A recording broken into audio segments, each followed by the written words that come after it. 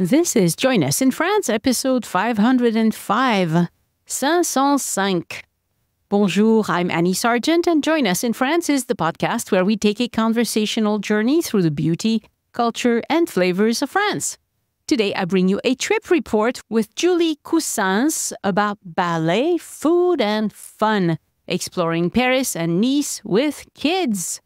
Julie and her husband and their two boys, ages 11 and 8, came from Vancouver and embarked on a memorable spring break adventure in France. In Paris, the highlight was a ballet performance at the Palais Garnier, beautiful place. It was a dream come true for Julie's ballet dancing son. They also enjoyed the Saint-Germain Stadium tour, an Easter egg hunt, and delightful culinary experiences.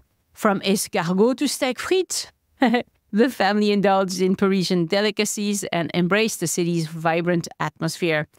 Julie shares practical tips for navigating Paris with kids, including visiting the Louvre with a game to keep the young ones engaged. They explored Montmartre and the Marais. They discovered quaint shops and local treats along the way. Despite a minor hiccup with weather and a few closures, their time in Paris was filled with exploration and wonderful experiences. Then they went to Nice by train, where Julie and her family had wonderful adventures in the sun. They made perfume. They went and created their own colognes. They had an olive tasting experience. And they liked the hop-on, hop-off bus, which is a very relaxed way to see the sights. So, Julie's reflections on this trip offers great insights for families considering a similar journey, and she tells a wonderful tale of family fun. Stay tuned, it's a great trip report. This podcast is supported by donors and listeners who buy my tours and services, including my itinerary consult service, my GPS self-guided tours of Paris on the Voice Map app, or take a day trip with me around the southwest of France in my electric car.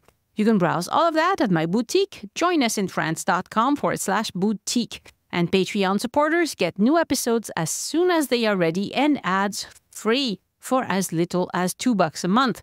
If that sounds good to you, be like them, follow the link in the show notes. This episode is going to be a little short, unlike the one last week that was a little long. But there won't be a magazine part of the podcast today because I was away all week visiting Lille.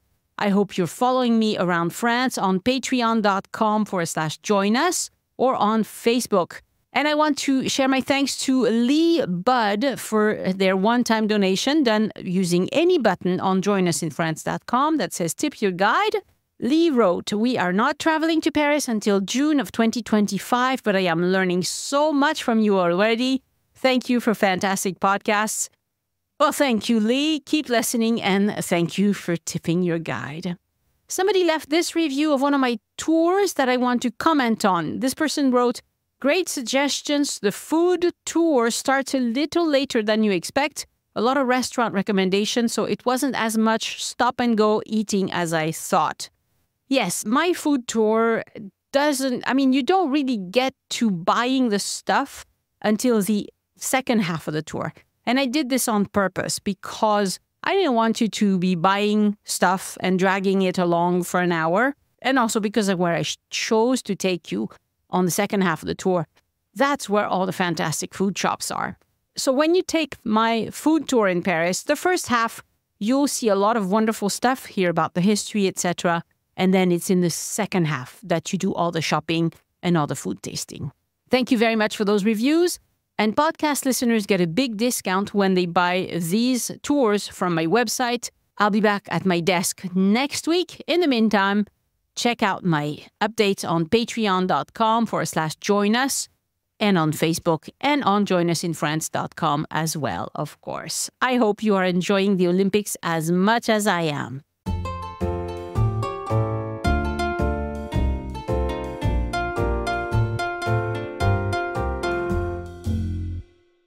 Bonjour, Julie Coussens, and welcome to Join Us in France. Bonjour, Annie. Lovely to talk to you today about your trip to Paris, and you also went to Nice, didn't you?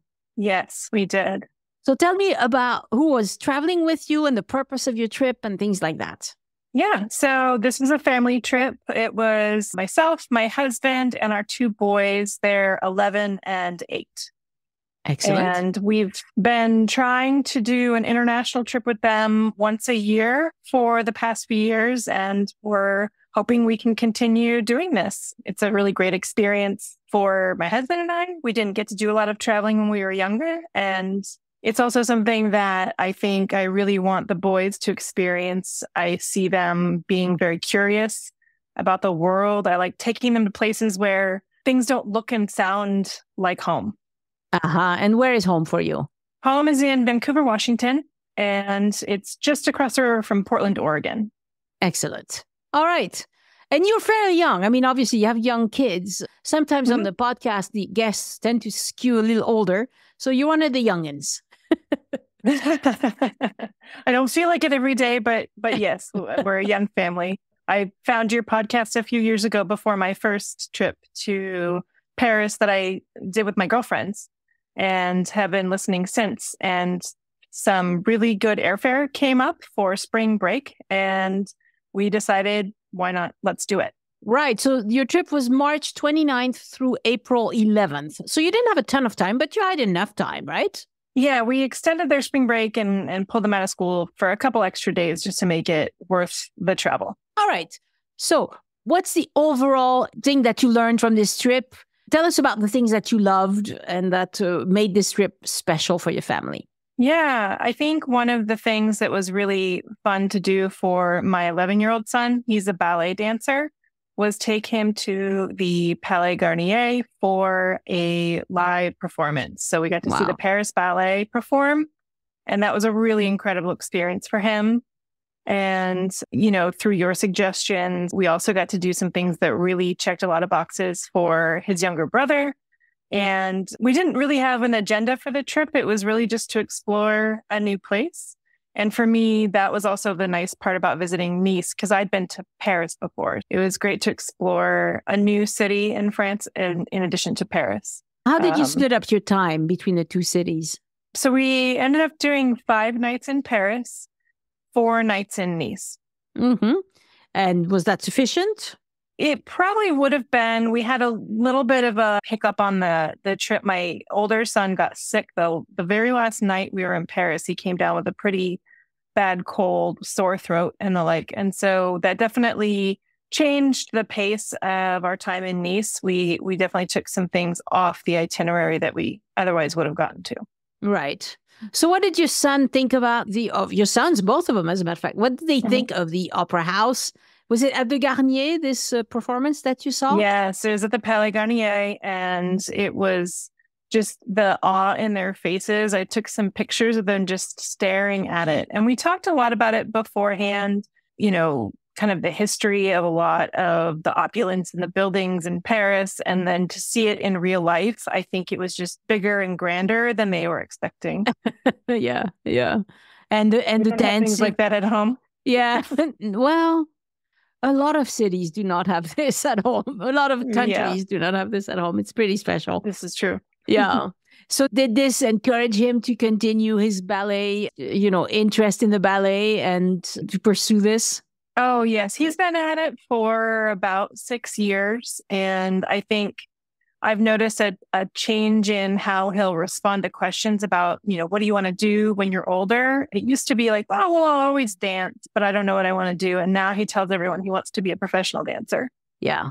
It's a wonderful, very demanding, extremely demanding kind of aspiration. But hey, if that's what he wants to do, that's what he wants to do. And what did you do for your other son that in Paris? Because a lot of people ask me, what did you do with kids in Paris? So what did you do with your children that they really enjoyed? Yeah, I have the benefit of having little foodies for kids. And so part of the fun, I think, really especially the 8-year-old, he loves to cook, he loves to try new things, was to try all the food. He wanted to try escargot. He wanted to have a steak frite. He wanted to try the chocolate mousse and all of the things. And so it was really fun to just explore around a lot of the restaurants and the lingeries. On your recommendation, he's gotten into soccer the last couple of years.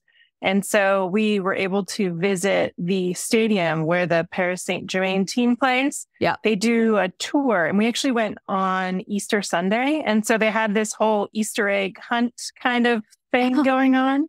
which was fun. It wasn't actual Easter eggs. It was these little stickers that looked like an Easter egg. But if you took pictures of all of them, then you got a prize at the end.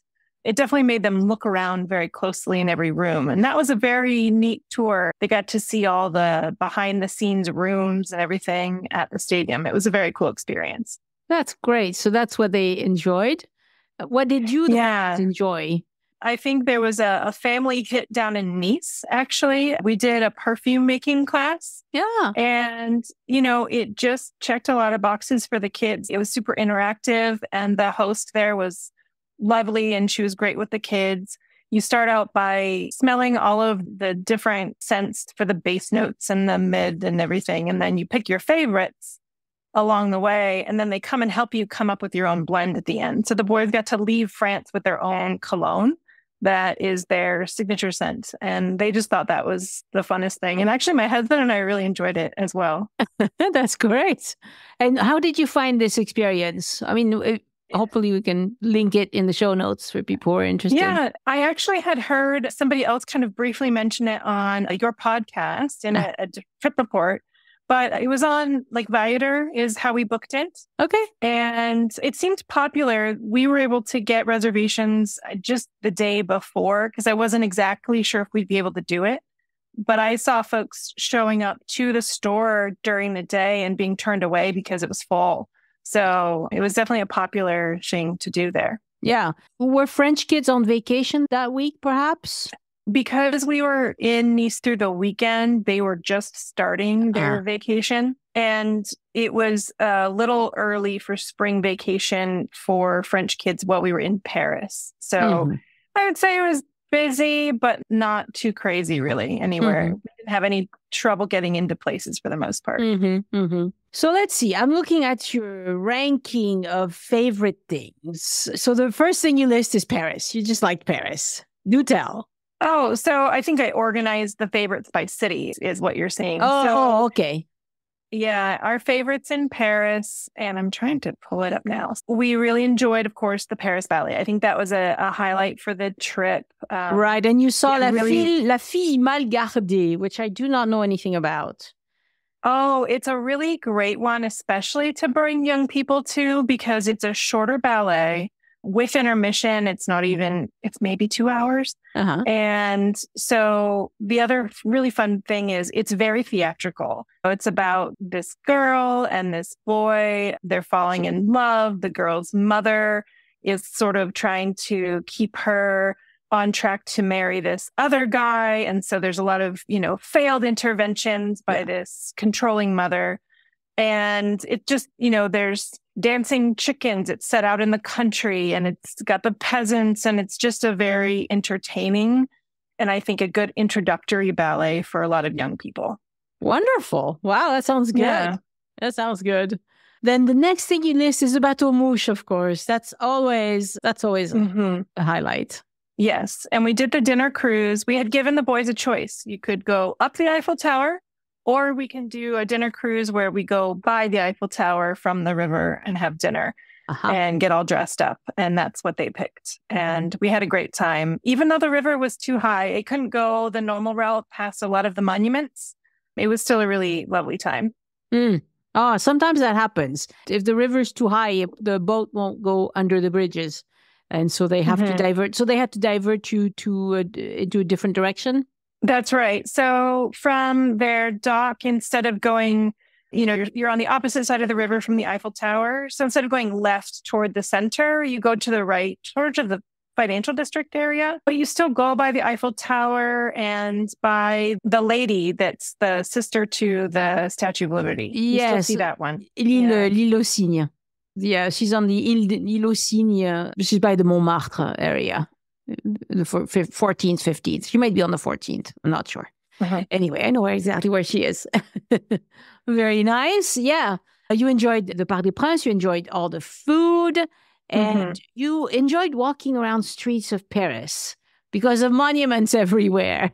Yes. We spent a lot of time walking, depending on the time of day. They might have reported it was a bit too much, but everyone did really well. And we found a good balance of exploration and downtime, I would say, and hopefully they agree. I think one of the comments that my husband made was that the Arc de Triomphe was bigger in real life than expected. There were things like that where it's like you see pictures or you see scenes in movies and television shows. And I think the grandeur of it doesn't really translate as much until you're really there. Mm-hmm. Oh, yeah. It's very impressive to see, honestly. Mm-hmm. Did you go up the Arc de Triomphe? No, we took the tunnel so that we could walk around it, but we didn't actually take the time to get a ticket and go up. Mm-hmm. Okay. Excellent. What kind of weather did you have in Paris at that time of year, like late March, early April? Yeah, it was a little chillier than the weather reports had said when I was planning and packing. In fact, we ended up buying one of the boys a new jacket because he was sort of perpetually a little bit cold. I'd say it was a damp sort of week. There were a couple days where we hit some rain, but as the days progressed, it got a little bit sunnier. But the whole time, I would say it was in about the 50s during the day. Mm-hmm. So, yeah, not bad. The same as home, really. Yeah. Yeah, Paris can get wet and cool, and it usually doesn't freeze very hard, but especially not in March, April. But it could. It wasn't super cold. It was just a little chillier than we expected. And we had only brought really lightweight rain jackets for the kids. And so they needed just an extra layer. Yeah, something underneath. Yep, that's always a good idea. You went to the Ménagerie at the Jardin des Plantes. Tell me about that. Yes, that was one of your recommendations. And so our first full day in Paris, I didn't want to have any big plans in case we were just super tired and couldn't get going. So we went over to the park. It's humongous, really. It's quite big. One of the appeals is that within the Jardin des Plantes, there's the different museums. Yep. And the younger one is very interested in rocks and minerals, and they have a museum there. So we went and visited the rock and mineral exhibit. It was quite crowded, and I didn't think to look ahead. There was a special exhibition going on. It was this like virtual reality dinosaur or something or other. So a lot of the museums were pretty full, but we were able to get into the rock and mineral exhibit, no problem. Mm-hmm. And then as we entered the park, you see all of a sudden, wait, there's a kangaroo and some wallabies. Yes. And it really caught the kids' attention. And so we made kind of a decision on the spot to go to the zoo. And it wasn't something I think that was high on my list to seek out when I'm in a different city to go to a zoo. We have a really wonderful one in Portland, Oregon. But it was a fascinating zoo and a lot of displays or exhibits that we don't have back home.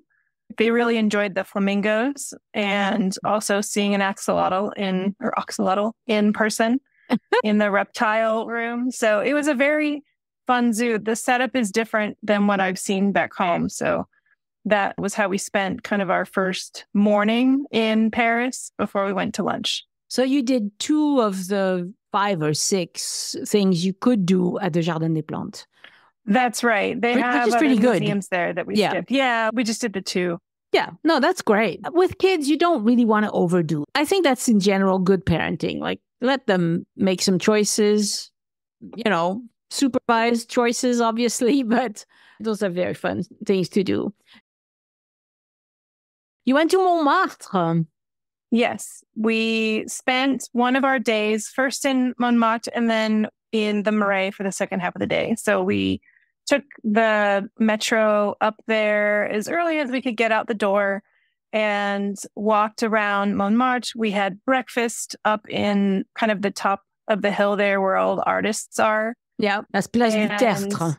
And when we first arrived, there was hardly anyone there. And by the time we were done eating breakfast, it was very busy. And we found a man who was doing sketches and he did a portrait of the boys, which was fun. He took us to a park around the corner that was much quieter. And that was a fun experience. The boys got to talk to him for a while and hear his story about being an artist in Paris. That was a nice little 20 minutes, really. It didn't take very long before we kept on walking. And there were a few places I really wanted to stop there. There's a really tasty shop that sells choux pastry filled with different flavors of cream. Oh, yeah. And I'd been Probably there. Odette. No, It was another one. Yeah, I think I added the name to the list, Les Choupettes des Chouchous. Okay. I'm terrible with the pronunciation there, but it's in Montmartre and very, very tasty. So we went around finding little treats like that. There's another one that does these. It's hard to explain. It's kind of like a meringue, and then it's got a cream filling. We got a couple of those from different shops and then found a park to enjoy them before we got back on the metro and headed over to the Marais for the afternoon. How many crepes did you buy for your kids? Did you buy any? No crepes? We did one time, but I feel like I didn't encounter them other than like in restaurants. I didn't see a lot of, crepe stands. We were maybe not in the right places. Yeah. We had really lovely crepes for breakfast in Montmartre, but it was at a sit-down restaurant. Yeah. Because often when you have, it depends. If they weren't out, then there's nothing you can do about that. But sometimes you run into so many of them, and some kids, they want one every time they run into one.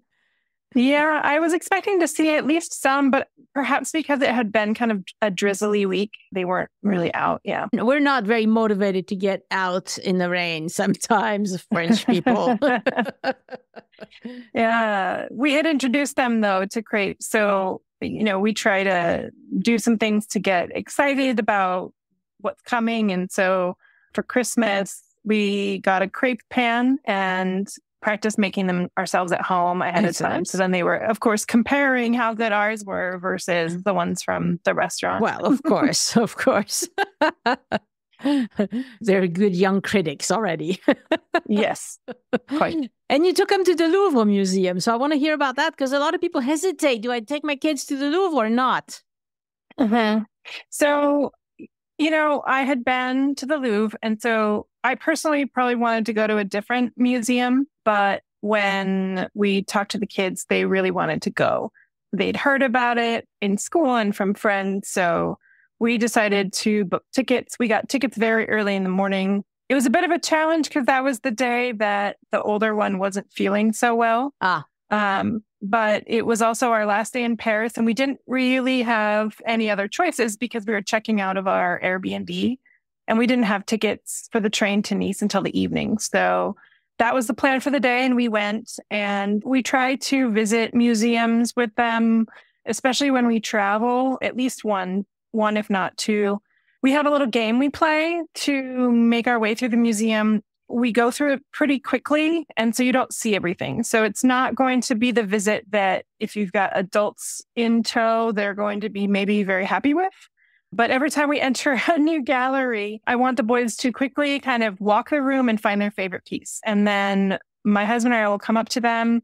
They'll tell us why it's their favorite piece. We'll take their picture with it, if that's allowed in the museum. And then we move on. I just really want them to learn how to engage with the art and think about what do they like or not like about something. But I try not to make it this big drawn out thing. So we move through pretty quick. That's excellent. I think that's great advice.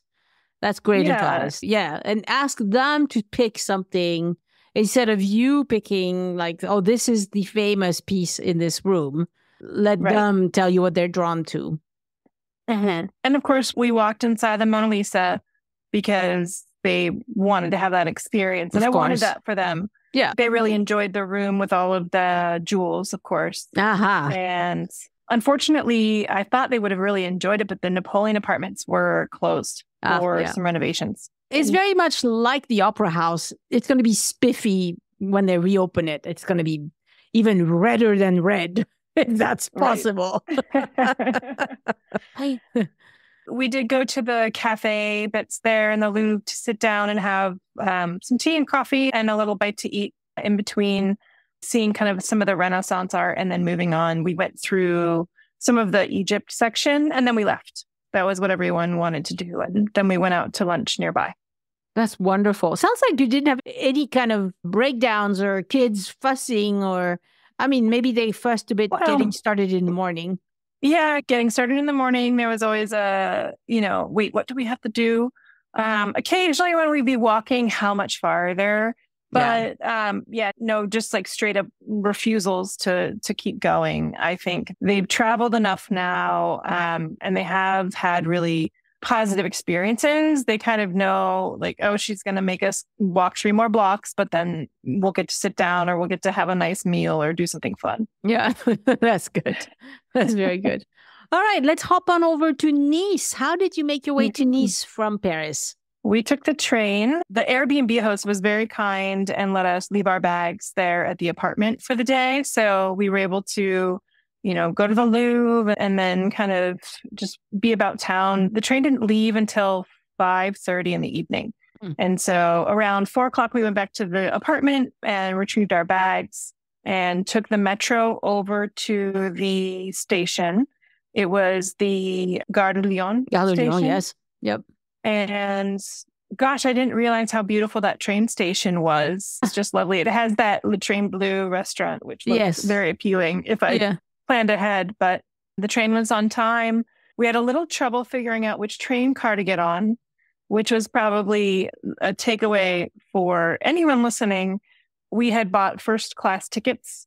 And what we didn't realize was they have these little electronic reader boards on each car that tell you the number of that train car. So I knew what train number to be on, but they repeat the numbers for class 2 and class 1. So we walked up to this train and it had the right number on it, but it wasn't first class. It was second class.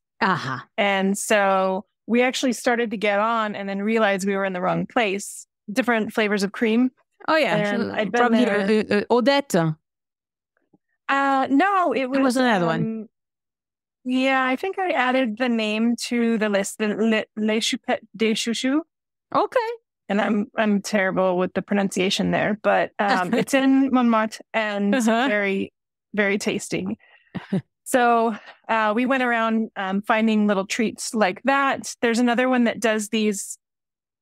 It's hard to explain. It's kind of like a meringue, and then it's got a cream filling. So we got a couple of those from different shops and then found a park to enjoy them before we got back on the metro and headed to over to the Marais for the afternoon. How many crepes did you buy for your kids? Did you buy any? No crepes?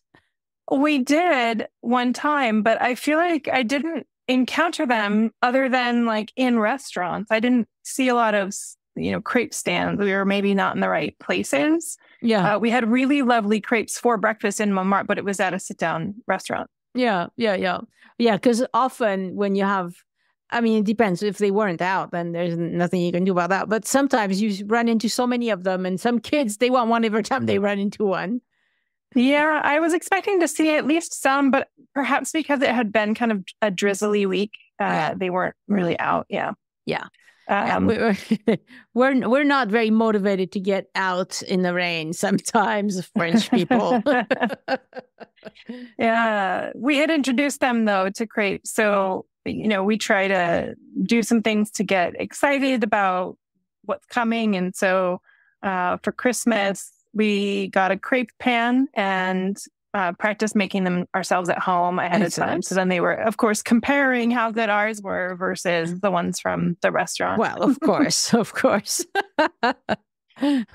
They're good young critics already. Yes, quite. And you took them to the Louvre Museum. So I want to hear about that because a lot of people hesitate. Do I take my kids to the Louvre or not? So, I had been to the Louvre, and so I personally probably wanted to go to a different museum. But when we talked to the kids, they really wanted to go.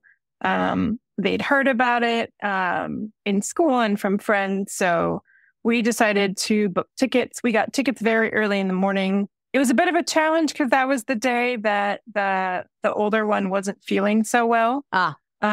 But it was also our last day in Paris, and we didn't really have any other choices because we were checking out of our Airbnb, and we didn't have tickets for the train to Nice until the evening. So that was the plan for the day, and we went, and we tried to visit museums with them, especially when we travel, at least one, if not two. We have a little game we play to make our way through the museum. we go through it pretty quickly. And so you don't see everything. So it's not going to be the visit that if you've got adults in tow, they're going to be maybe very happy with. But every time we enter a new gallery, I want the boys to quickly kind of walk the room and find their favorite piece. And then my husband and I will come up to them. They'll tell us why it's their favorite piece. We'll take their picture with it, if that's allowed in the museum. And then we move on. I just really want them to learn how to engage with the art and think about what do they like or not like about something. But I try not to make it this big drawn out thing. So we move through pretty quick. That's excellent. I think that's great advice. That's great advice. Don't try to, and ask them to pick something instead of you picking like, oh, this is the famous piece in this room. Let them tell you what they're drawn to. Mm-hmm. And of course, we walked inside the Mona Lisa because they wanted to have that experience. And I wanted that for them. Yeah. They really enjoyed the room with all of the jewels, of course. And unfortunately, I thought they would have really enjoyed it, but the Napoleon apartments were closed for some renovations. Well, it's very much like the Opera House, and they are it's going to be spiffy when they reopen it. It's going to be even redder than red, if that's possible. And so we did go to the cafe that's there in the Louvre to sit down and have some tea and coffee and a little bite to eat in between, seeing kind of some of the Renaissance art, and then moving on. We went through some of the Egypt section and then we left. That was what everyone wanted to do. And then we went out to lunch nearby. That's wonderful. Sounds like you didn't have any kind of breakdowns or kids fussing or... I mean, maybe they fussed a bit getting started in the morning. Yeah, getting started in the morning. There was always wait, what do we have to do? Occasionally when we'd be walking, how much farther? But no, just like straight up refusals to keep going. I think they've traveled enough now, and they have had really positive experiences. They kind of know like, oh, she's going to make us walk 3 more blocks, but then we'll get to sit down or we'll get to have a nice meal or do something fun. Yeah, that's good. That's very good. All right, let's hop on over to Nice. How did you make your way to Nice from Paris? We took the train. And so the Airbnb host was very kind and let us leave our bags there at the apartment for the day. So we were able to go to the Louvre and then kind of just be about town. The train didn't leave until 5:30 in the evening. And so around 4:00, we went back to the apartment and retrieved our bags and took the metro over to the station. It was the Gare de Lyon station. Yes. Yep. And gosh, I didn't realize how beautiful that train station was. It was just lovely. It has that Le Train Bleu restaurant, which looks very appealing if I planned ahead. But the train was on time. We had a little trouble figuring out which train car to get on, which was probably a takeaway for anyone listening. We had bought first class tickets. And what we didn't realize was they have these little electronic reader boards on each car that tell you the number of that train car. So I knew what train number to be on, but they repeat the numbers for class 2 and class 1. So we walked up to this train and it had the right number on it, but it wasn't first class. It was second class. And so we actually started to get on and then realized we were in the wrong place. And it was very confusing. And there's not like staff on the platform to answer questions. You kind of need to know where you're going. Yeah, because I mean, most people do know where they're going. Yeah. Right. Fortunately, this very kind woman saw the distressed look on our face and she spoke English and helped us, point us in the right direction. So we were able to find our train car. On trains, on the side of the train, you have big letters. It's either a 1 or a 2. That's the class. And then you have a small kind of screen that displays the train number, the car number, and things like that. you have to look for the small screen that shows you your car number and then whether you're in first or second. And that's a big number on the side of the train. I don't know why they did it that way, but that's how they did it. Yeah, we figured it out and we got on the train with plenty of time to spare, got seated, and is very comfortable. We had the seats where it's like 2 seats facing 2 seats. So we have a table between the 4 of us. Yeah. Places to plug our electronics into. The train ride went pretty smooth until one of the stops down in the south. The train came to a stop and we were sitting there for quite a while. And then a conductor came on the loudspeaker speaking in French. And I tried to prepare, of course, right? And I tried to prepare before the trip and tried to learn a little bit. So I could tell he was apologizing and that the train was delayed about 20 minutes. And then he said something I didn't understand about an animal. 20 minutes went by and he came on and said basically the same thing, 20 more minutes. Sorry. Third time came on and he apologized, at least 20 more minutes. Thankfully, then a woman working with the train came through the car and saw us and was able to explain that the train ahead of us on the line had hit a flock of sheep. Oh, dear. And so they had to power down the lines to take care of that. All in all, we were delayed just under 2 hours. We sat at that train station, which was a little rough after a long day in Paris. Yes. Yeah, we got in after midnight. Yeah. The last tram in Nice that leaves the train station is at 12:15, and we got in after that. So I had to call an Uber, which worked out fine. He was a little nervous. Our luggage wouldn't fit in his car, but it did. Thankfully, the owner of the apartment met us quite late. We were originally due in a little before 10 and we're there well after midnight. So he met us and gave us the keys. And we had a very slow start to our next day. Right. So lesson of the story is always make sure if you're going to stay at an Airbnb that you have the contact number handy somewhere, really easy. Don't go digging through emails and whatever because you might not find it. You have to have it saved somewhere where you'll know where to find it. Yeah, they had reached out on the WhatsApp before the trip. And so I was able to just text with them. Yeah. French people do WhatsApp. Almost everybody does WhatsApp in France. So that's very common. Yeah, it made it easy. And I already had it downloaded on my phone from a previous trip. And so that's how we communicated. Very good. So what did you enjoy in Nice? Well, I already mentioned the perfume class. We did that our first full day, actually. It worked out really well. I think the other highlights in Nice, we went to this really lovely shop. The owner was delightful. He sells olive oil and he does a lunchtime tasting menu. And it was delicious. Each dish features a different kind of olive oil. So he brings it out. You can taste the olive oil and then taste the dish. He was just a character and very proud of his product and happy to talk about it. And that was a really wonderful meal. We hadn't made reservations and just showed up right when he opened and he had a table available. But there were definitely a lot of folks coming in that had reservations. So I think we were quite lucky. Yes. And all of these things are going to be I see that you've added them to the notes that you sent me. So if you look at the show notes, you will find all of these specific recommendations. That's great. Yeah. I think two of the other highlights from Nice were the hop-on, hop-off bus, the Grand Tour. That was something we haven't done in other cities, but with my son kind of feeling a little under the weather, we wanted something pretty low-key. And so we were like, well, what better than it was beautiful sunny weather too, by the way, in Nice. It was in the 60s and no clouds. So even though it was full sun, it wasn't hot.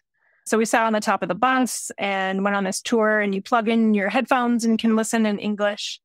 And it takes you all the way to Via Franche-sur-Mer. Yep. By the kind of old ramparts of the castle. And it goes all throughout Nice as well. And they point out a lot of things that you can go explore. And so I think doing that kind of informed our next day. We were able to visit some of those places. Very nice. And then I think the other one was we had a really lovely dinner one night at a seafood restaurant in Nice, and that was quite a hit with the whole family. It was a small little restaurant. The chef is kind of in and out of the kitchen and talking to the customers. So it was a more intimate and, very tasty and a high-end food experience, but in a very welcoming and warm and sort of intimate setting, I think. Well, if you show up with kids in France, usually people are really friendly and they enjoy having families and kids. Absolutely, yeah. Sometimes I hear people complain, like they would like restaurants where kids are not allowed, whatever. I don't think that's ever going to take root in France because we like families. Families are good. And we do understand that sometimes kids, are a little impatient or whatever, but that's fine. Yeah. And I think our boys are definitely at an age where they're enjoying the restaurant experience. And we do try to not go... we don't spend every meal at a sit-down restaurant. Right. Probably for that reason. I think they would get a bit tired of it. Yeah. And so we do try to mix it up with a meal back at the apartment. We like to stay in apartment-style accommodations for that probably very reason. Yeah. We have to wrap things up because we've been talking a while. But I would like to know if there's anything you wish you had known before you came or things that you want to share with the listeners about what to do, good things to know about. Absolutely. I think the train logistics is definitely one of them. One of the other things that I should have done a little more of is check for closures. We wanted to go to the Modern Art Museum in Nice, and we actually walked all the way there and then saw the signs that it was closed for renovation. And so we had to pivot, and the kids were a little irritated about walking all the way there and not getting to do the thing we had planned. Yes. I think a similar thing happened at the Jardin du Plantes, where some of the museums weren't even available. They were booked up. I didn't expect them to be on a weekday, but they were. In Paris, we should have purchased that 5-day visitor pass for the metro. We used it enough that it was kind of not so economical to keep buying those booklets of 10. Because you did plenty. Okay. That's good to know. Anywhere you went that you didn't think was any good for you anyway? The Trocadero wasn't probably worth the time. The kids didn't want to go up the tower. There were plenty of places to view it from. And I think that it was just crowded and there wasn't like anything really of interest, I think, at that specific place other than like trinkets and whatnot. So I think making the time and effort to walk through there was probably really not worth the effort. We did end up going to lunch at a place you'd recommended, not far from the tower. And that, I think, made up for it. They do the seafood, and I am forgetting the name of the restaurant now, but it was very good. The Fruits de Mer, something like that. Yeah. Fantastic. So was it a great family trip? Would you recommend people do this sort of trip? Absolutely. The public transportation, and it's very easy to get around with a family. You're not hopping in and out of cabs, which can be kind of a pain in some cities. With kids in particular, we did stay in pretty central locations in both Paris and Nice, which made that easier. But there's so much to do. The parks, I'm a little jealous whenever we visit Europe, I think in particular, but actually even in South America. The parks are just superior to what we have back home. There's lots of places where the kids can burn off a little extra energy before we move on to something where maybe they have to be quiet. So absolutely, I think traveling with kids is a really fun way to experience a new place. Their little insights and things that they prefer or enjoy are really fun. I'm definitely getting a lot out of traveling with them. That's fantastic. Well, Julie, thank you so much for talking to me and for coming on the podcast. That's wonderful for you to share your experiences with your kids and all that. And well, I wish you many, many more wonderful trips to France or elsewhere with your kids. Yes, we definitely see ourselves coming back to France. And I appreciate all the help from your trip planning as well. It helped me really find some things that appealed to the kids that I wouldn't have otherwise thought of. So thank you so much. Yeah, I try to really, hone in on what children would like, I mean, I can remember barely. Thank you, Julie, and have a wonderful time. Merci, Annie. Au revoir.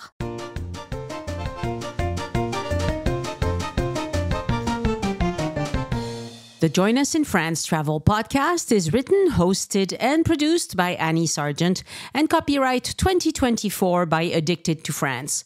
It is released under a Creative Commons Attribution, Non-Commercial, No Derivatives license.